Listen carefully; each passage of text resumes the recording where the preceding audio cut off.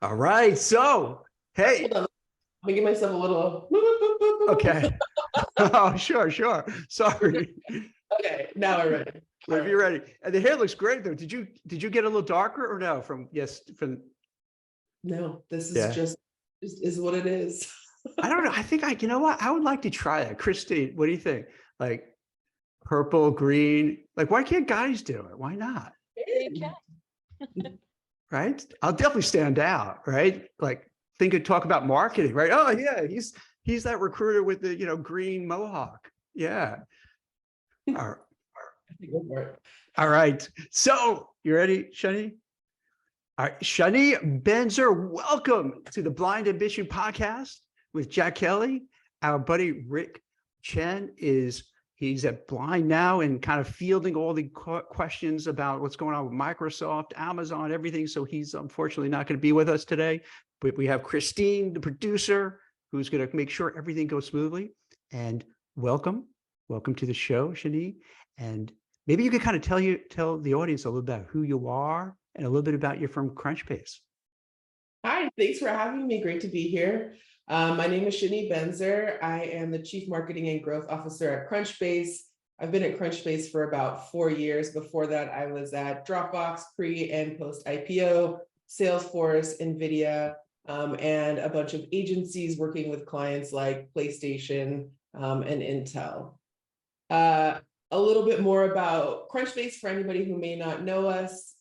We are a platform for deal makers who are trying to make revenue for their business. So lots of different deal makers use us. You've got investors looking for founders. You've got founders looking for investors. You've got salespeople looking for prospects, buyers looking for the products to find. And what we offer them is insight into which companies are growing, which companies are contracting, which is very apropos with what's happening right now out in the tech industry, and helping them find the best deals that are kind of the needle in the haystack.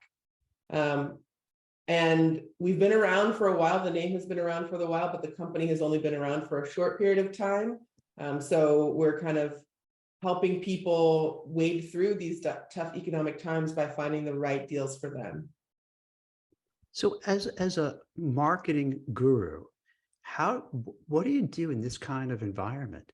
Do you step up the marketing to try to make brand awareness? And this is not just for Crunchbase, but generally speaking, because I've seen, unfortunately, with a lot of the layoffs, marketing, recruiters, HR, talent acquisition, public relations, they seem to be downsized, but it almost, to me, feels like that's the wrong move. Like that's when you need them the most. So what are you seeing? What are you seeing going on? I don't know if I would call myself a marketing guru. I haven't, that's probably not where I'm at. I'm probably the unwilling marketer. I kind of am in marketing, but I'm more of the anti-customer, which maybe is what makes me good at marketing. So I think a lot of companies right now, they're trying to figure out how do they improve profitability, and they're looking to cut costs wherever they can. And they tend to look in departments where there's a perception that you can hire very quickly. If you can hire quickly, that means you can fire. And then when things get better, you can hire back up. I think that might be a little bit of a misconception, though. I think it is equally difficult to find good talent in the customer-facing teams as it is to find good talent in technical teams. But there's this long-standing feeling that it's just much, much harder to find technical talent at all. And so that's why you see that engineering teams, technical teams tend to be the last on the kind of chopping block, because it is going to be more difficult if and when the economy gets better for those companies to rehire. I don't know that they're thinking, do we need to have marketing right now as the economy is getting worse? Do we need to have sales right now as our revenue is slowing down? I think they're looking at it very much from what is the ROI that I can get from this employee? Personally, I feel like when there is an economic downturn, that you lose equally when you lay off people as when you keep the people. So it's probably better to do a kind of like clean sweep across the board, a little bit from everything. But I think there's a lot of research right now that's saying that layoffs don't actually improve the unit economics for a business over the long term. They end up being something like a short-term kind of cut. And I think a lot of companies are using this time right now as a chance to cull where they may be overhired earlier, or do a version of performance management where they have a lot more freedom to make difficult decisions than they did before. So, every company is different. I don't presume to know what every company's situation is, but whether or not they should be letting go of their customer facing teams is very dependent on where they sit within their business. Like, do they have a need to have more presence in the market? Do they need to be gaining more awareness? And if revenue is the problem, I do tend to agree with you that maybe getting rid of the revenue driving teams is not the right place to strike.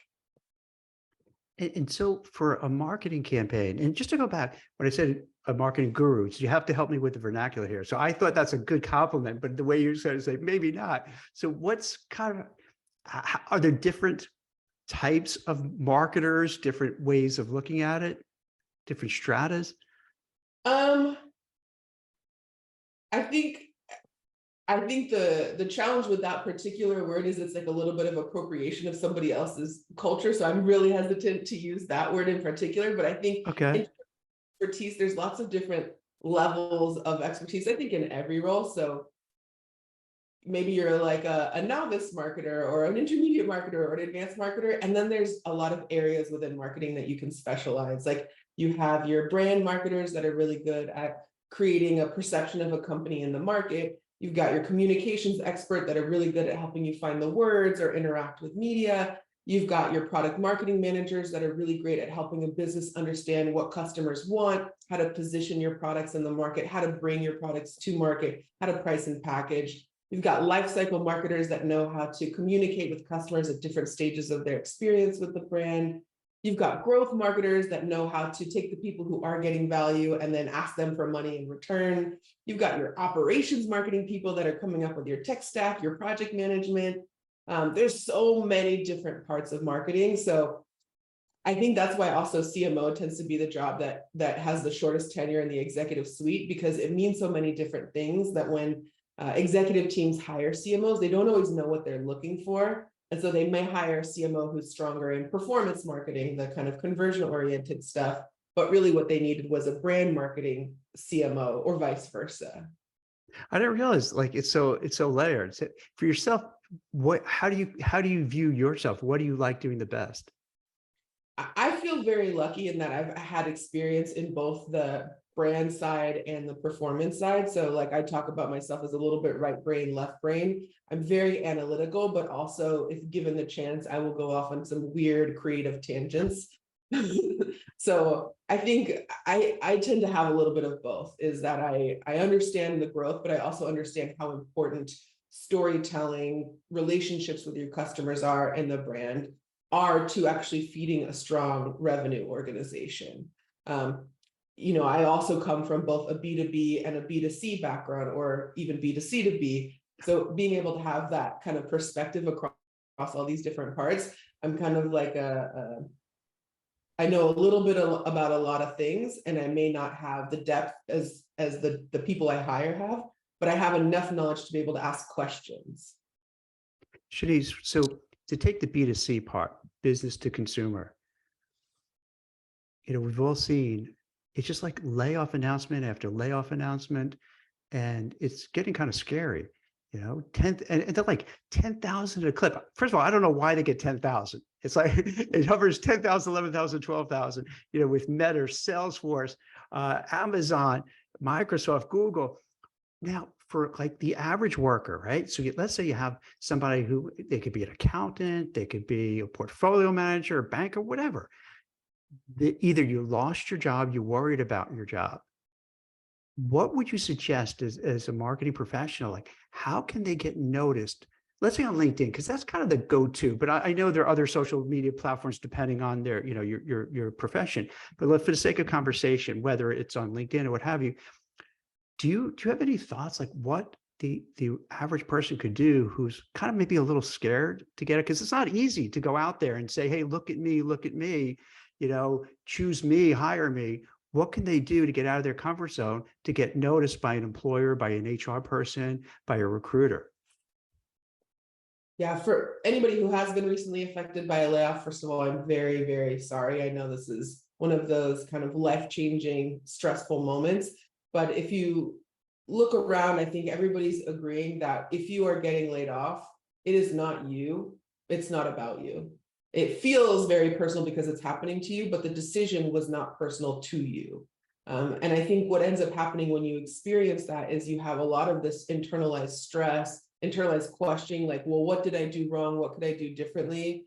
And there may be a time where you should do that self-reflection, but I think I would suggest that right now, the work to be done is self-care. And then once you're feeling a little bit kind of on your feet, a little bit more confident, if you're ready to start getting back out there, I have lots of thoughts for what people can do from a kind of self-marketing perspective. But I would just say before you start self-marketing, make sure that you actually are feeling yourself, as I might say on the weekends. Like if you're feeling yourself, that's when it's time to start marketing yourself. If you're not feeling yourself, do the work to start feeling yourself. Because I think when I look at things from the recruiter's perspective, from a hiring manager's perspective, I need you to sell me on you. I'm not trying to sell me on you.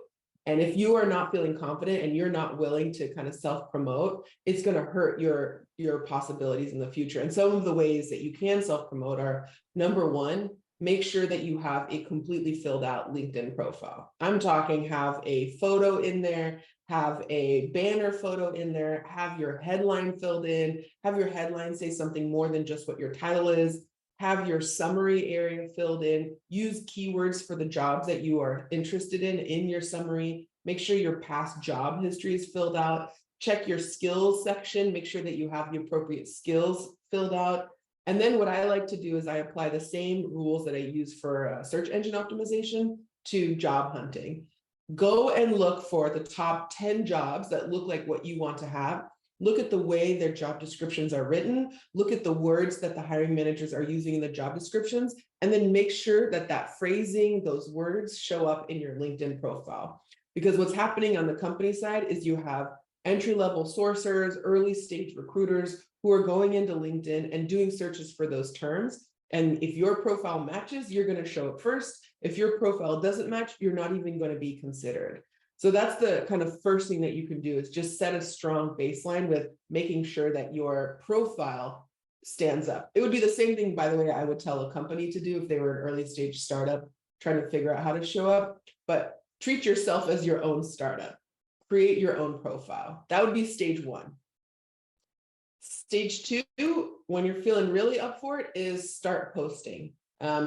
LinkedIn, like most other search engines, it rewards freshness. So if you are changing your profile on a regular basis, if you're publishing content on a regular basis, that raises your visibility within the search results. So if you are, let's say, an accountant, and you have thoughts about different policies that are being passed in different states related to accounting, why don't you share your opinions? Start posting more frequently, and then more people will start engaging with you, and then the reach of your profile will get further and further. So becoming a topic expert in your area is really valuable if you're trying to get discovered.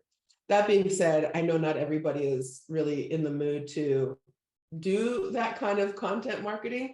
So this is really more for the people who are trying to get the A+ in the self-promotion course versus required. I got to tell you, I love that advice. That was just so dead on. I think you have another career as a career coach and a career expert, because like you're hitting seriously, you hear everything I talk to people about all the time, because they forget or they don't do it, and they need that reminder or they need that tutorial of what to do and how to stand out. And I think you started also saying, hey, for the next kind of like the next level, would you suggest maybe if you're up for it, doing maybe a little video of yourself, or do some sort of nice Canva ad, or try to take it to that next level, or you think that might be too tough for many people? I think there are different functions within LinkedIn that are allowing people to publish more multimedia posts. So like there's, you see a lot of people are doing the multi-photo ads, the kind of image roll. I think those are really compelling. I find, and this could be 100% my own personal bias, there's something like overly intimate of seeing a video of a person kind of one-to-one showing up in my feed because it has auto scroll. So personally, I don't love it, because I'm caught off guard, like, whoa, I'm staring into someone's eyes and I wasn't ready to stare into their eyes. as I was scrolling LinkedIn, but I don't necessarily think that it is a bad thing. I've seen a lot of people do it with success. But if you're not ready to get that intimate, I think the using Canva to come up with a series of images that tell a story is really valuable. I think what I have observed in terms of what gets the most engagement, I think resharing someone else's posts gets the least engagement. So try to write your own original content. I think being really smart about the way you publish things so that it's easy to read. So like using emoji as bullets, things like that, not making it too long. All of those are really valuable. I've seen a lot of people do polls recently. That's another easy, light way to start creating engagement and spurring conversation. So there's a lot of different things that people can play with. And I think now with ChatGPT, you can also come up with a bunch of ideas of things you want to talk about, funnel it into ChatGPT, see what it comes out. Definitely don't just copy and paste because that's plagiarism, but it will help you when you're stuck in kind of a rut. It'll help you start getting more creative and seeing what you could be writing about based on the topics that you have knowledge over.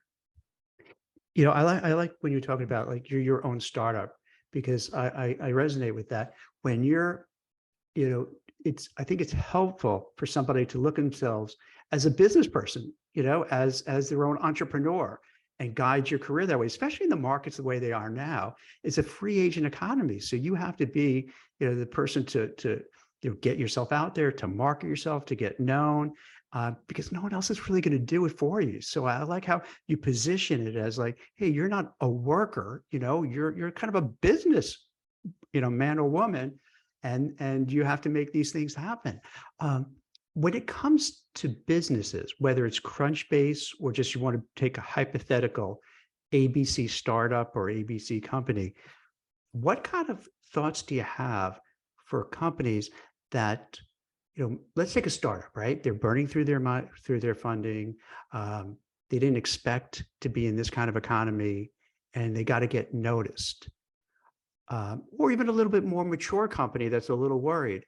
Do you have any advice? What should they do in this kind of decelerating economy, perhaps a recession coming up, and they really want to get their brand out there, their name out there? I think the first thing I would encourage every company to do before they choose which tactic to take on is do an analysis of your funnel.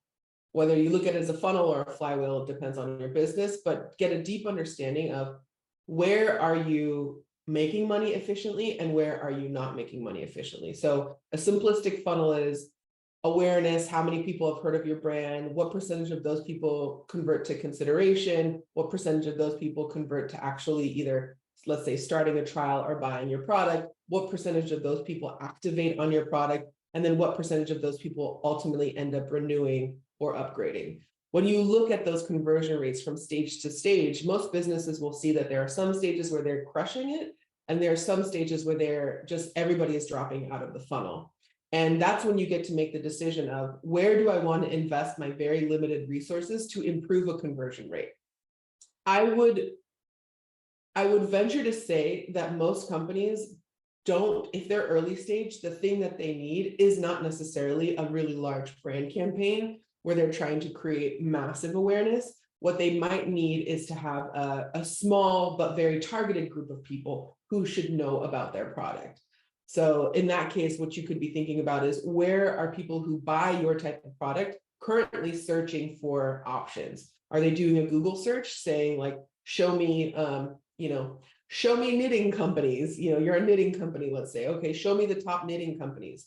If that's how they're making decisions about which knitting companies they're going to go with, then you need to be on Google search. Maybe you should be buying Google search ads because that's how people are making a decision.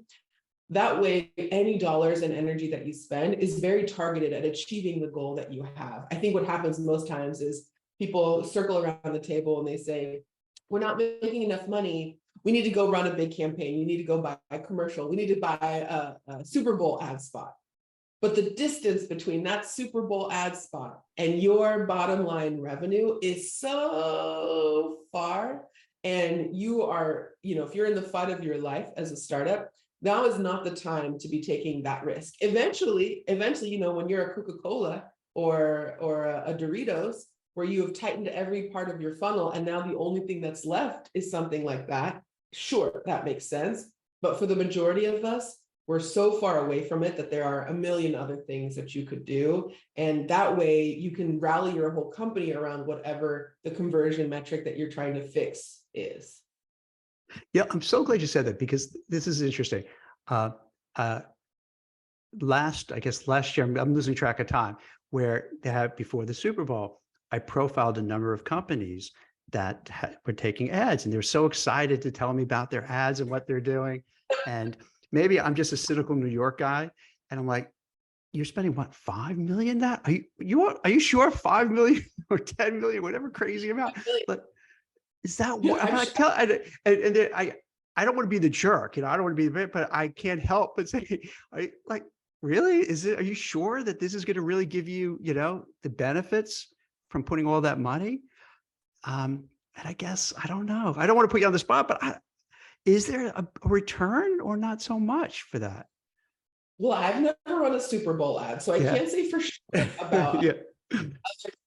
but I think it's difficult to measure, which doesn't mean you shouldn't do it. I Right. mean, I think like argument that a lot of times people have with brand is like, it's impossible to measure, so I don't want to do it. I think that there are metrics that you can look at for brand. You can check awareness. You can see if unaided and aided awareness are correlated with ultimate purchase decisions.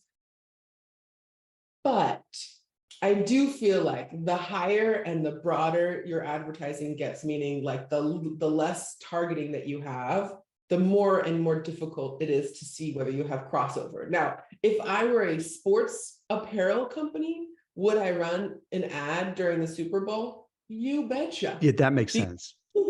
Yeah, there's a lot of crossover between my audience and the people who are watching the Super Bowl.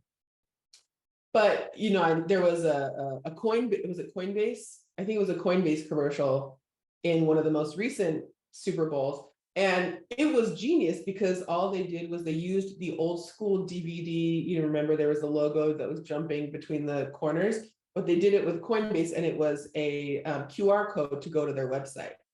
I thought it was so smart because what they were doing was taking a person directly from the commercial to their website. So in terms of the tracking, great. But in terms of the overlap between what percentage of the Super Bowl watching audience is going to be interested in getting into crypto, I would be so curious to see what the downstream impact of that was. And then ultimately we saw that Coinbase was another one of the companies that had a layoff this year. So I don't know if they had the hindsight of 2020 to say our choice is either to spend X million dollars on this Super Bowl ad or not have a layoff. I wonder what choice they would make. All right, don't mock me for this question here, Shanee, but why? I was always curious about this. Like Coca-Cola or Pepsi or some of these big brands, why do they need to have like these monster budgets? Because you kind of know I like Coke or I like Pepsi or I like whatever. Why do and it's not just them, but you know what I'm talking about? Like these big brands that pay so much money for these ads. Like, all right, I know you exist. I know McDonald's exists. You don't have to tell me about it. Why does that happen? Is there something behind it? I think this is why I'm sort of the unwilling marketer, because in my there are probably times where they don't need to do it, but the momentum behind the engines internally that like the teams of people, probably the thousands of people who work on those ads mean that it's going to keep happening. So I think there are some companies that probably don't need to be spending as much on advertising as they do. And what's interesting is during the beginning of the pandemic, there were a lot of companies that pulled back on advertising, and many of them reported that there was no negative impact on revenue. That being said, I think the Coca-Colas of the world, the McDonald's of the world, they have negative PR that they're trying to push up against, right? There's a lot of people who are more aware now of what the impact of having too much sugar is.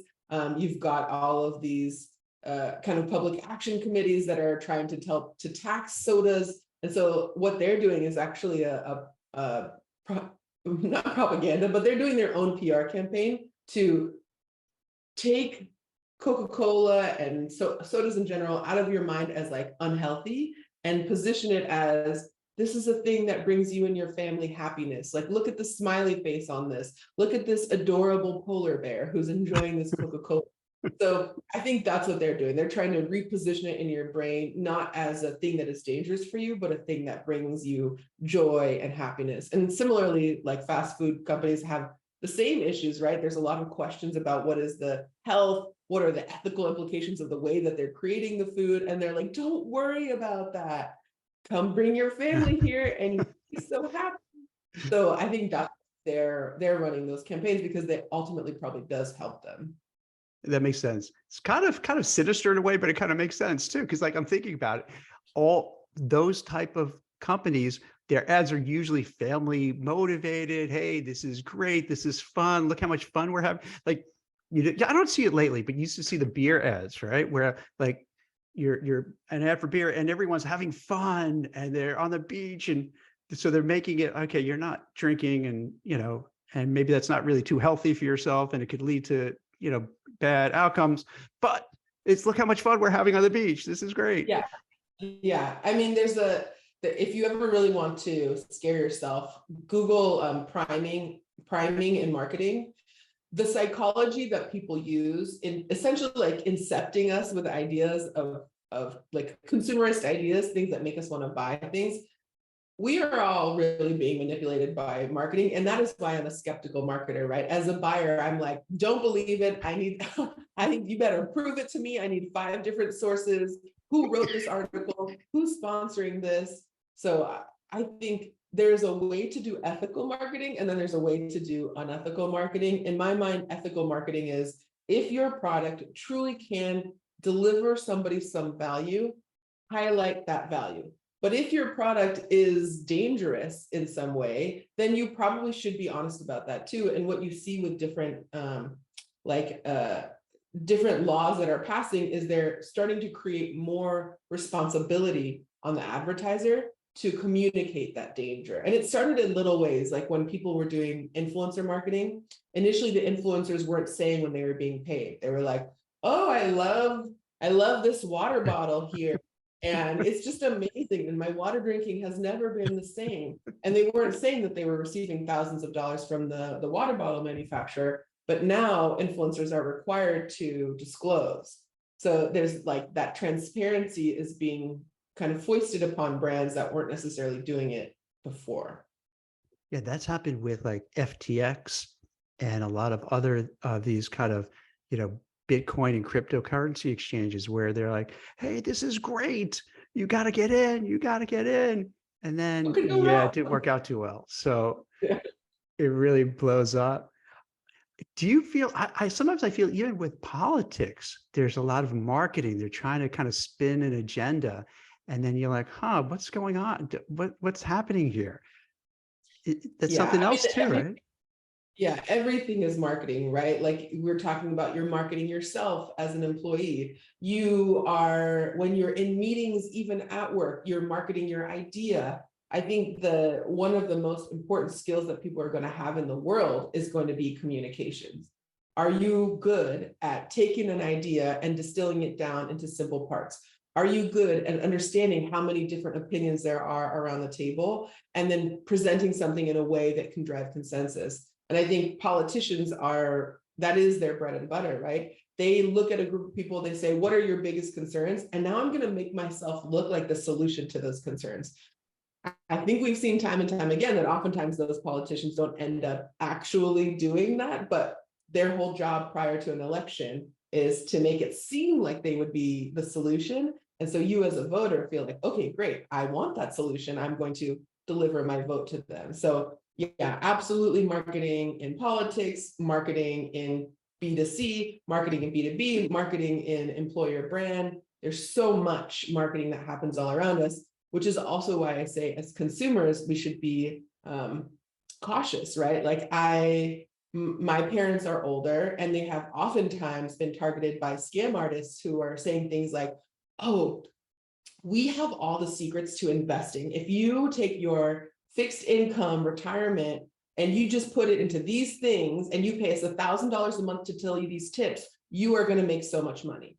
Preying on the fears. Did they fall for that? Hopefully not. Unfortunately, it has happened. It has happened before in a lot of different ways. And it's because these people are so good at their malicious marketing. They know who they're talking to. They're people who are scared because they're on fixed income and they're looking for a way out. I think you see that in communities that are impoverished. You have like these people coming in from the side who are saying, I have the way out for you. And it's like, it's That's old evil. That's school. terrible. Yes, it's old school snake oil. And so that's why like I am a skeptical marketer, because my goal is not to cross that ethical boundary, because I think it's happening so frequently all around us. So how about a positive way of looking at it? So that we talked about layoffs and how people could help themselves. Now, I like how you brought up just before, if let's say you're working, you have your job, you're in the office. Do you have any mark to put on, like a person's put on a new marketing hat that they've learned from you in this, great tutorial, which is turning out to be like a really great how-to, what to do about it. I love it.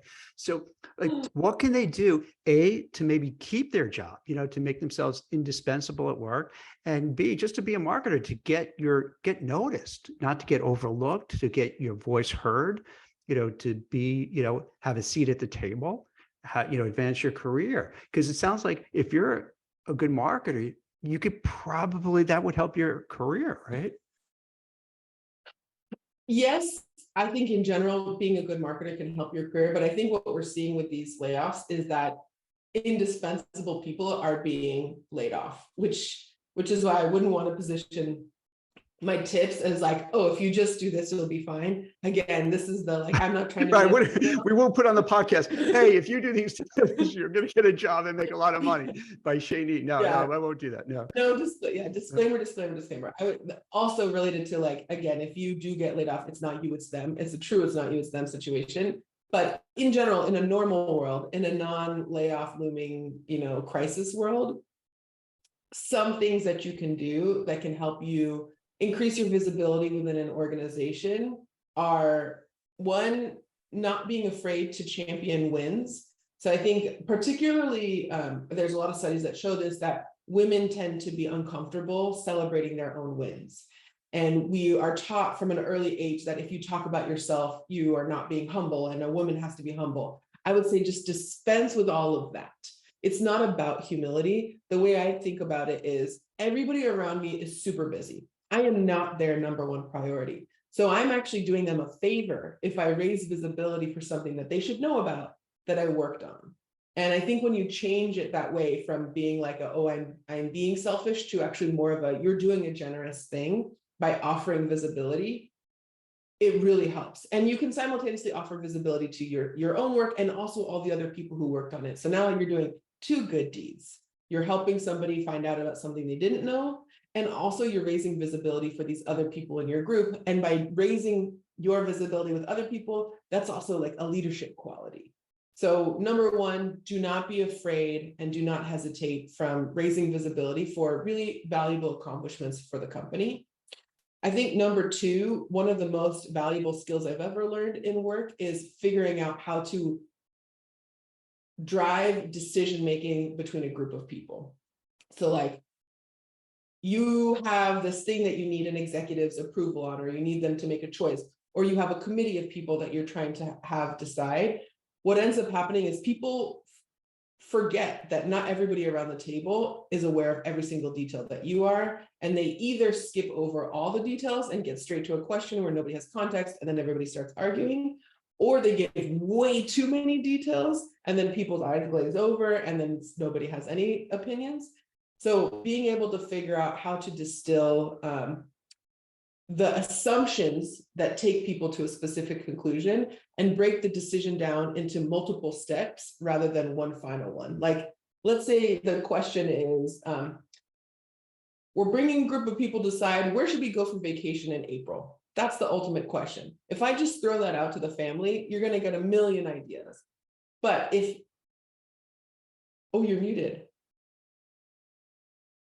I can't hear you.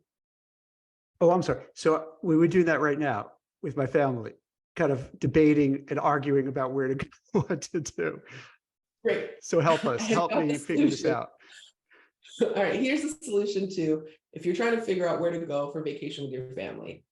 The decision of where to go to vacation is actually made up of multiple decisions. The first decision is, what time of year can you go?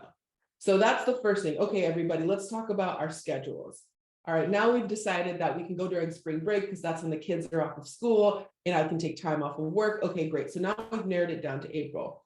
Now the question is, where in the world do we want to go? All right, well, we know that we're going in April. There are some parts of the world that are just inhospitable during April. So let's now narrow down the world to the places that are pleasant during April. Maybe you're actually like a ski family, so you want to be in a place that's cold in April. So now you narrow it down there. Then you say, okay, well, what's our budget? Okay, once we decide how much money we can spend, now you're down to what are the type of activities and hotels. Is this, we can decide whether this is a relaxed vacation or an adventure vacation. And by breaking the decision up into multiple parts that way, you're able to get consensus at each stage so that by the time you get to the final conclusion, it's kind of like everybody came to that conclusion on their own. There wasn't an argument about whether that should be the thing. It was you're kind of like, I always think about things in terms of a 1987 video game. Like you pass boss 1, then you get to boss 2, boss 3, and then you get to the big boss. But you can't get to the big boss unless you pass all the other levels. And it's so true for almost every decision that you have at work, that if you can get good at figuring out what are do we agree on these first principles, and then here are the decisions along the way, you will almost always be able to get the decision you want made.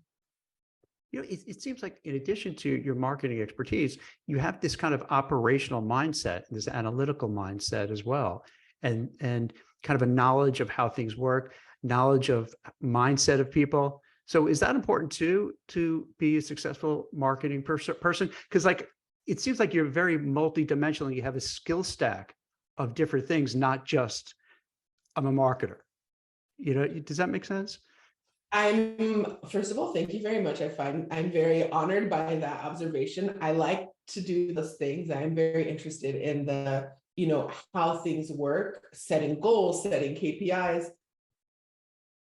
Personally, I think those skills are applicable in any job, because really what those skills do is help you work with human beings. And at this point, the robots have not yet taken over. So knowing how to work with human beings is a true leg up in the corporate world. And they are actually skills learned as coping mechanisms in some ways, where I've worked in extremely large organizations, it's so hard to get things done. You have to know how to operationalize things, or else you will just be running in place for the rest of your life. So I 100% think that everybody should learn different frameworks, how to communicate with people, the general operations of things, because it's just going to make you more effective. Yeah, if somebody wanted to move into marketing, because what I notice, whether it's the financial crisis, during the pandemic, now, you have this moment where people start reevaluating their lives and their careers, like, do I want to do the same thing for the next 5, 10 years? And you see a lot of people maybe going back to school, taking online courses, pivoting, reinventing themselves. If someone wanted to move into marketing, would you recommend it? And it's sort of like, what's a way you can get your foot in the door? Well, I'm biased, but I definitely recommend marketing. I think again, we're breaking the decision down into a couple parts. The first decision is, are you more interested in the creative side of marketing, or are you more interested in what we would call performance or conversion marketing? It's kind of like, do you fancy yourself more of a creator or more of a moneymaker / optimizer? Because there are both tracks available in marketing. And if those are things that are interesting to you, like if you love writing, if you love designing, those absolutely are skills that will help you across marketing, but especially in the creative world. If you love analyzing, doing math, critically looking at a surface area and saying, what are the 5 ways I can make this better? There is absolutely a place for you in marketing as well. So if those are things that are interesting, yes, get in there. If you're looking for basic skills that can help you get started in marketing, writing. Clear, concise writing is invaluable in every part of marketing. And then a little bit of analytics doesn't hurt. So hypothetically, let's say there's somebody who, launched a podcast, has about 40 episodes under our belt, and you really want to take it to the next level. I'm asking this for a friend. And then they're looking to kind of get it to the next level. What for a small business or, to monetize and grow, any kind of marketing ideas to kind of get noticed, get attention, build momentum? And it's not me, it's, someone Yeah, else no, who's kind your of like friend, me. Jack Melly, your friend. Exactly. What does Max funnel look like today? So how are they making money today, or are they making any money today? No, right now it's more of just enjoying doing what we're doing, helping people, and then kind of figure out down the road how to monetize it. My friend says that. Yeah. Of course, yeah, Max seems interesting. And the first thing I would look at are there like different flavors of monetization models for podcasting. One is running ads directly, like native advertising, where you find sponsors and you run their commercials. Another is you bring on an ad network and they just place the ads for you. Another is where you host the podcast. You could be running ads like on the website itself. And I think I would kind of look at it that way. So if you feel like you could get your own advertisers directly, it's more work, but you can make more money. The less work is finding an ad network and placing it within the podcast, because they do the work for you. You just don't have control over the kind of ads or the quality of ads that get played. So I would suggest that Mac look at those different ones and see which one feels more right. And then once you have an advertiser, that gets you a little bit of runway, you get some money there, and then you can start figuring out how do you bring in more people to the podcast, because that money you could then funnel back into the business around doing some advertising to extend the reach. And then in terms of advertising, I would look at who are your prime listeners, and that's also something you would sell to your advertisers. So I'm guessing you've got a lot of executives who are listening to this, or maybe you have a lot of early employees. Then I would look for where are those people consuming information, and I would run ads there. Well, thanks. I appreciate that. And little selfish question on my part. But thanks for entertaining it. I appreciate it. Hey, is there anything I didn't ask you that you'd like to share? Because man, you're a fountain of knowledge. This is awesome. This is like, someone just took a coursework in marketing and what it's all about. This is terrific. Anything that maybe I didn't touch on that you'd like to share about Crunchbase or yourself? Well, I have a question for you. I mean, I Yes. feel like blind is almost it's the thermometer of employees, right? It is the thing that's giving us a pulse of how people are feeling right now. I'm curious, what do you think is the number one thing that companies are not addressing, but is top of mind for employees? I'm glad you asked that. So it's funny. So I can't remember how I met Rick, who's the PR communications person over at Blind. And I was talking to him, and it's like, oh my God, this site is awesome, because for people who are not aware of it, you have to, when you join, you have to give your real name and your email, where you work. But when you post, you could do it anonymously. But by doing anonymously, you could really tell the truth. And so often you don't hear the truth. You hear like manufactured lifestyles and thoughts. So you get a great, vision of what's going on, and we got to do a podcast about it. This is just amazing, because they're just unfiltered and give you great stuff. So this, turn back the clock a little bit. It was all about total compensation. It was all about how much am I earning? How should I go to Microsoft? Should I go to Apple? Should I go to Amazon? And I'm not saying this in any negative way at all. I'm just answering a question, just what I've seen. Now it's very different. The vibe check, what I'm saying is there's definitely more, I guess, FUD, fear, uncertainty, doom, worry. It's not as much about the money. It's not as much about, what's my total compensation. The feel is that, what do we do? What's next? How long is this going to go on for? Are they just going to be drawing out these, layoffs and drip, drip, drip? Did they pull off the Band-Aid all at once, or do we have to worry? Can I buy that house I wanted to buy? we were planning on getting married. I don't know. Should we wait? And it's got very real very quickly. And the tough part is it's kind of sort of uncharted waters. So there's like no real answer. And that's why in part I was asking you about, like, what do you do if you're, laid off, or how do you navigate your career? Because that's what people are really concerned about, whether it's Blind, whether it's LinkedIn, whether it's, Facebook. I think this is one thing that we all have in common now, where it's a wake-up call, where it's, oh my gosh, we went, and I think in a way, Shanee, I don't know how you feel about this. Maybe it's even more difficult because we had this 2019 go into the pandemic. Oh my God, this is terrible. Then you go into like 2021 and all of a sudden things look great and there's a big bubble. If you bought stock, it just goes up. You bought crypto, it just goes up. Everything is great. Unicorns are minted left and right. And then boom, all of a sudden now whiplash. It's like, wait, what just happened here? And so that's what I'm seeing a lot of, and not to go off on a tangent, and I'm curious how you feel about it. That's what I think kind of is the problem with America as a whole now. Like, we're all anxiety ridden. We're all scared. We're all worried. We're all nervous. And a lot of people don't want to admit it, but they're walking around like the walking wounded. They're shell shocked. And at the beginning of the conversation, when you were talking about mental health, I think we have a mental health crisis, and I can understand why. If you're worried about losing your job, if you're worried about how can I afford getting a house, if you're worried about, hey, I'm not going to have the same lifestyle as my parents, I have to worry about how am I going to save for retirement. So it's such a mood shift, and I think people don't really know how to deal with it. Does that make sense? Like, do you notice that too, or is it me being just a little over dramatic?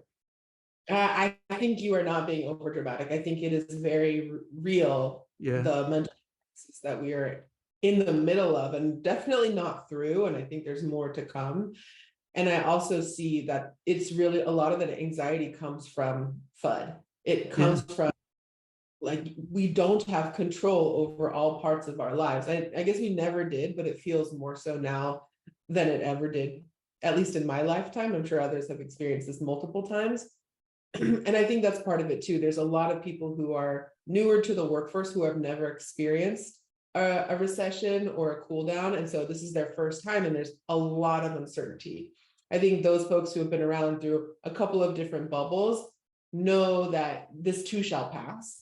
And that knowledge kind of gives them a little bit more peace of mind. So I think if you're earlier in your career, just know this too shall pass. It will be painful. Do what you can to kind of shore up your reserves and prepare to make it through however long this is, whether it's a couple years or more or less, just shore up.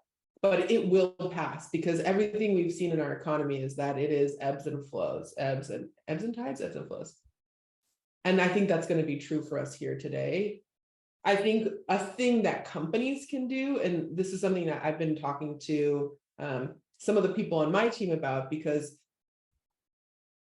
when the pressure is on, and right now I would say the pressure is on, everybody is like, whose fault is this? And you start pointing fingers. Sometimes what can happen is you end up with this us versus them mentality, where the people who run the company are against the people who essentially hold the company up, like the people who are the employees, the ones who are doing the work, versus the people who are the decision makers. And it ends up being like, you should be grateful that you have a job. But that's not the right mentality to have. And I think you see that happening with, there are some people who have acquired major social networks who have come in very much with that mentality. And I don't know that it's working for them. So if you have the luxury of being either in the position of power, or if you are working at a company and you're not in the position of power, the ideal state is for it to be cooperative. And by that, I mean, both sides should be able to say what their needs are, right? The company needs to make X million dollars. The employee needs to make X amount of money to survive. Both may not be able to get what they want, but if there's open communication, for example, let's say, your company doesn't have a ton of runway left. You're not able to do your company holiday party, which is what happened at Crunchbase. We said, you know what, while we have a lot of money in the bank, rather than spending almost $500,000 on a holiday party, bringing everybody to San Francisco, we're going to cancel the holiday party. And we know that it is a bummer. We understand that you are upset. We are upset too, but we want to bank that $500,000 and save it for a rainy day because we don't know what the future is going to hold. And by being able to have the conversation with the employees and saying, you're not bad for being sad that we're not having a holiday party. We understand why you're disappointed. We're disappointed too. But here's our reasoning. It created this opportunity for both of us to be on the same side of looking at budgeting versus me versus you. Like, I'm not mad at you because you were mad that I decided not to have a party. We are both acknowledging that not having a party is a freaking bummer. But we're also on the same side of saying, okay, it's great now that we were able to bank that little chunk of cash for the future. And I think more and more what's going to happen is companies are going to have to explain, here's what we can financially afford to do. And I understand if that's not what you were hoping, but I respect the requests that you're making of us. And ultimately, it'll be your decision whether what I can offer you is enough for you to stay or whether you feel like you can get a better opportunity elsewhere. But we're both going to try our best. I love that. I love that. And coincidentally, today, literally, I have a draft of a piece I'm writing on the heels of Alphabet giving the announcement of a layoff, that it seems right now there's a power dynamic shift where the employers are saying, you know what, this is our time to kind of put a thumb down and say, hey, if you're not, it's almost like in baseball, if you throw a fastball at somebody at a batter close to their head, it makes them, it brushes them back and it scares them off. Same thing. It almost feels like now they're saying, we're in the driver's seat because last bunch of years it seemed more on the other side. They needed the software engineers, the software developers, so they were kind of giving them anything they wanted. And without but there was no conversation like you were pointing out. So each one you're like on different, trenched in sides. And it seems now that they're going to kind of push to say, okay, we want you back in the office. If you're not happy, too bad. There's so many people out of work, we'll get someone else, or we'll move your job to a different country. So it kind of worries me that instead of having honest, open conversations, as you mentioned, you just have warring tribes that are just fighting with each other and battling instead of sitting down and hey, how can we work this out? Like I've written a number of things, and it's so frustrating that why is the knee-jerk reaction layoffs? Like, why can't you find other ways to do things? Why can't the C-suite maybe just take a little cut because they make a whole heck of a lot of money, these big companies? Why can't they figure out, maybe abbreviated work days and maybe get paid a little less, maybe whatever. There's just so many different things to do. But instead of having conversations about it, there's just an edict. Well, lay off 10,000. Why 10? Can you give us a reason why 10? What can we do to stay? How can we do different? Do you have to have a layoff? Could we just have a hiring freeze and hunker down? Could we cut out, like you said, cut out the holiday parties, cut out all the other stuff that we don't need? But you're so right. You don't have that conversation. It's bizarre that it doesn't happen because these are smart people. Like you would think that they would say on their own, like, they don't need you and I to say it, but you would think that they would go, hey, let's have a town hall. Let's have an all hands on deck. And let's just be very honest and open with what's going on. I would not presume to understand the level of stress that the executives that these massive companies have. Like, I'm an executive at a company of 250 people. It's orders of magnitude small. And it's really stressful. It's really stressful when you feel like you're making decisions that can affect other human beings' lives. I'm sure they've thought of something about it, but there's a reason why they're choosing not to. And I have to believe that part of the reason why they choose not to is who they're ultimately accountable to. So those public companies are ultimately accountable to the street, to the stock market. And I think the stock market has been rewarding companies that are making these types of decisions. And again, 100%. That's part of the article. So I've noticed when there's a layoff, the stock prices go up.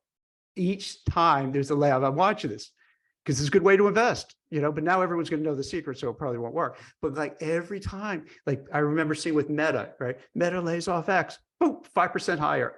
The stock up 5%. So it shows now they're catering towards the shareholders and to the detriment of the workers.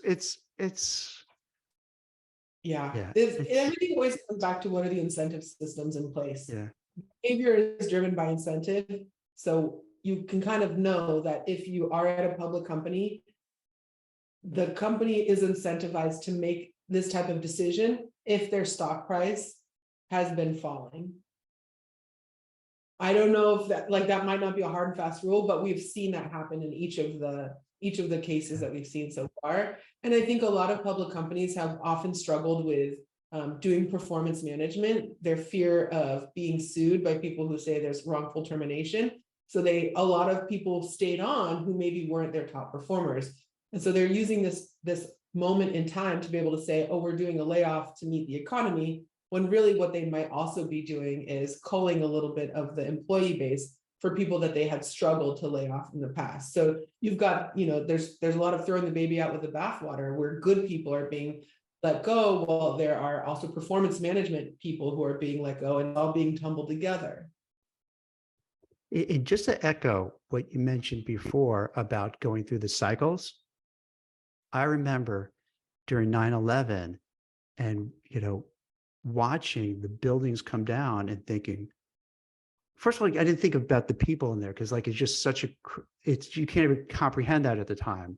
So I'm thinking, wait, the buildings are literally collapsing. These are the people I'm placing in these offices. What are they going to do? What am I going to do? And had that moment of, oh my gosh. And at the time I had 2 young kids. We're living in Manhattan. You could actually smell what was coming up, up to the Upper West Side where we lived. And oh my gosh, this is the end of everything. And then, you know what, before you know it, things turn around. It's amazing how resilient we all are. And then everything seems, better. Then we get to the financial crisis. And once again, oh no, this is it. This is terrible. Everything's collapsing. And then somehow we get out of it. We had the pandemic right at the beginning. Oh my gosh, got out of it. So I think you're absolutely 100% right. Same thing with this. It seems scary. It seems terrible. But you know what? Somehow, some way, I think that's one of the great things about America. There's a lot of bad things that we do, a lot of crazy, dumb things we do, but somehow we're always able to figure things out and to try to make, and somehow to survive and thrive. So for people who are worried, who are concerned, we have a history of, all right, screwing things up. You also have a history of doing really great things and improving. So it's kind of hanging in there, being positive, being motivated, and getting through the tough times to the better times. First of all, I'm so sorry that you were so close and had to go through that. I can't imagine. Oh my God. I can't, it was it was surreal. Could you imagine this? My office was on the east side and I'm going across town, beautiful sunny day. I remember it was yesterday, beautiful sunny day. And I'm walking through Central Park and people roller skating on their blankets because they didn't realize what was happening. And then you go across and everyone's covered in white. I'm like, why is everyone covered in white? What's going on here? It was the most bizarre thing I've ever seen in my life. And at the time, again, I don't think anyone thought about the cost of human lives. It just seemed like it was just destruction. And maybe I'm dumb and I couldn't process it and other people were, but it was only till later when you realized how horrific it was. But we've overcome, so hopefully, this time around too, when you think about it, Shanee, it's nothing really broke here. It's just maybe overhired, higher interest rates, higher inflation. And I think these are more manageable. So hopefully for everybody, it's going to be a little tough road ahead, but we'll make it through. I hope so. Yeah. That's my hope. Sorry to be a bummer at the end here. That's no, I think, what, I bet you there are a lot of people who would rather hear the real talk and feel like they're not alone in their anxiety than they would. And I think sometimes I have to just not be on LinkedIn because there's so much if you just do this, everything will be. And sometimes you're just having a shitty day. Yeah. And it is okay to have a shitty day. Take that day for yourself. Don't punish yourself further. Do what you need to do. and just keep that thought in the back of your mind that, you know, I had this therapist who once told me when I would get so angry and I would make decisions in the middle of my rage, or I would get so sad and I would make decisions in the middle of my sadness. And she said, think about yourself as the sky. Weather patterns come through, they come and go. Sometimes you're in the middle of a massive storm, but you know that that storm is going to pass through. And sometimes it's the hottest day, you're dying, but you know that there's going to be a cooler day that comes through. So just keep in mind that you are the whole. You are not just the one thing. You're not in that one moment. Those moments come and go. Make decisions with the average in mind, not decisions with what's happening in this moment. So have your shitty day, have your rain cloud, and just know that rain cloud is going to go away. Make the decision you would make on a nice day, and don't only make the decisions you would make on a shitty day. That's a great way. I think we got to end it here. That was an awesome way. We can't top that. I love that advice. The only thing I could add is for people who want to find out more about you, about Crunchbase, what you do, how can they get in touch with you, and your company? If you want to try out Crunchbase, it's actually free to try. So you can go to www.crunchbase.com. If you want to reach out to me, I'm on LinkedIn. You can find me there at Shanee Ben-Zur. Well, I really appreciate it. Thank you so much. I think this is an amazing conversation. You shared so much wisdom, so much knowledge, so much advice, so much guidance that is so needed, you know, in today's, you know, society. And this is fantastic. And I think people are going to walk away from this, learn a lot. It's like we help people, this is why I started it. This is why I wanted to do, you know, these podcasts, because I think we really add a lot of value to people in a time where they need it. So I really super appreciate you taking the time out of your day and having this conversation. Thanks for having me. Thanks.